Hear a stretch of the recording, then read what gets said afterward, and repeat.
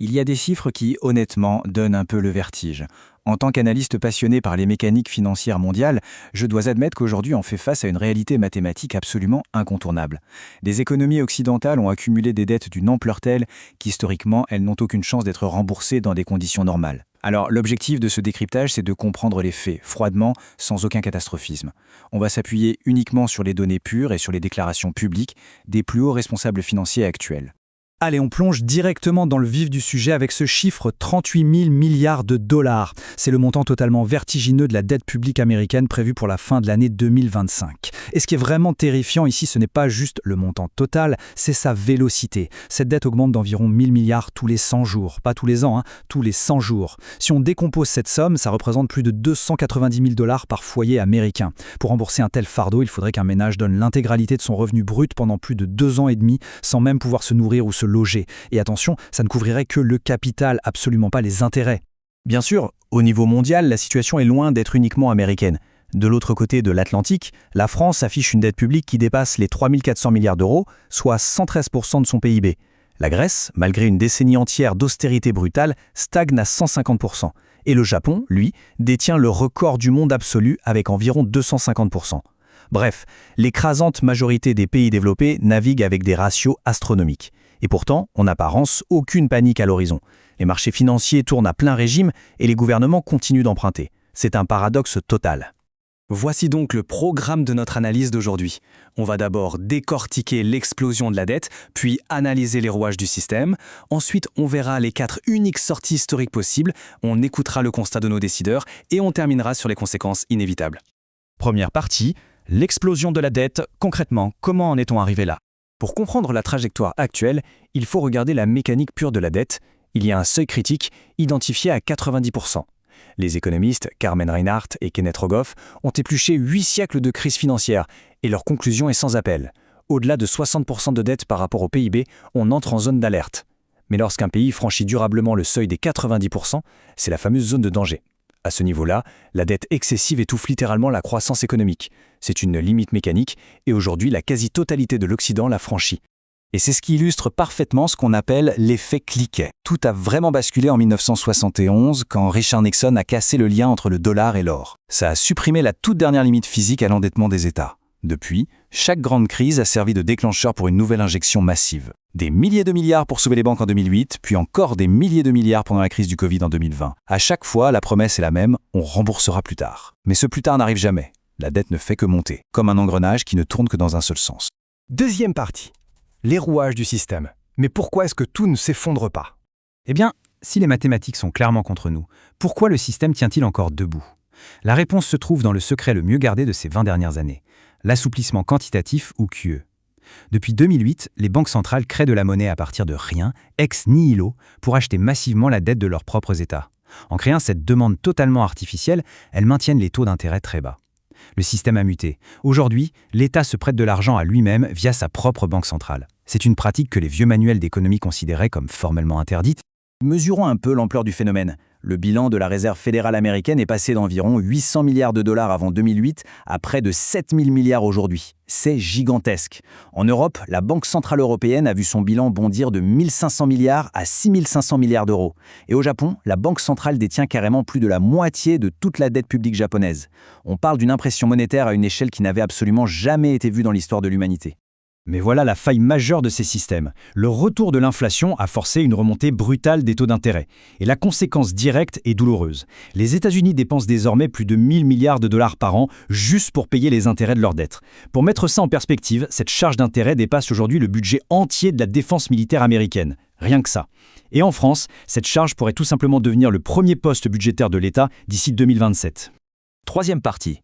4 uniques sorties historiques, les lois implacables de l'économie. Face à ce mur mathématique, l'histoire des 2000 dernières années est formelle, il n'y a pas de miracle. Il n'existe que 4 portes de sortie. Premièrement, la croissance, le scénario idéal, celui de l'après-guerre. Sauf qu'aujourd'hui, avec une démographie vieillissante et une productivité qui stagne, ça ne suffit plus. Deuxièmement, l'austérité, c'est-à-dire réduire drastiquement les dépenses. Mais dans nos démocraties modernes, imposer une telle rigueur est un véritable suicide politique. Quatrièmement, le défaut de paiement, l'option chaotique de la dernière chance, ce qui nous laisse invariablement la troisième option, la plus probable et de loin la plus sournoise. Cette troisième option porte un nom, la répression financière. C'est ni plus ni moins qu'un impôt invisible. Le concept est simple. Une inflation persistante, maintenue un tout petit peu au-dessus des taux d'intérêt, grignote silencieusement la valeur de la monnaie.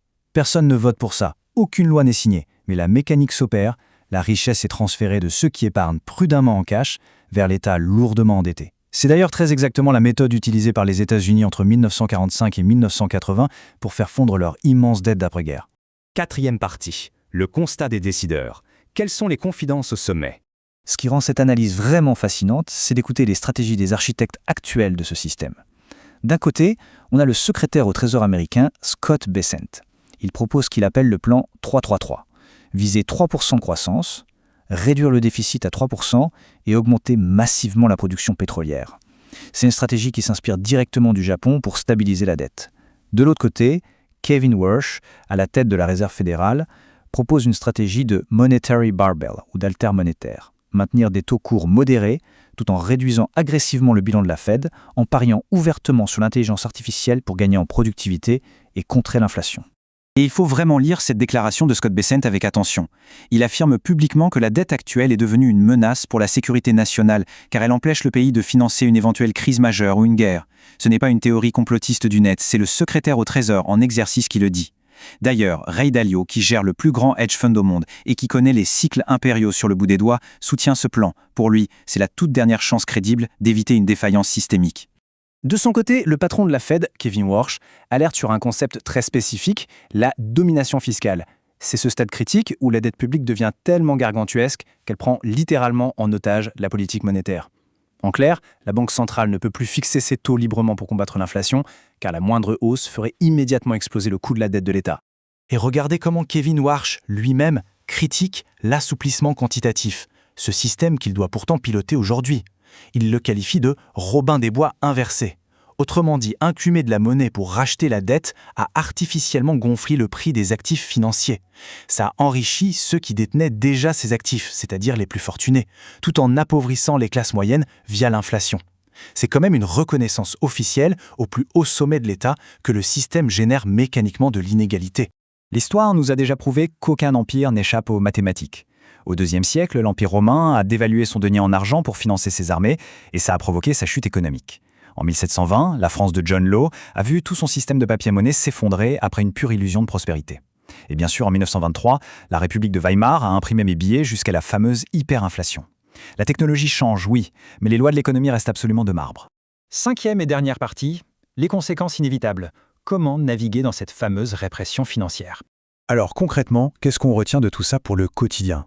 Les constats historiques sont clairs. Premièrement, une inflation modérée mais persistante est la sortie la plus probable. Deuxièmement, le cash perdra de sa valeur, alors que les actifs réels protégeaient historiquement le capital.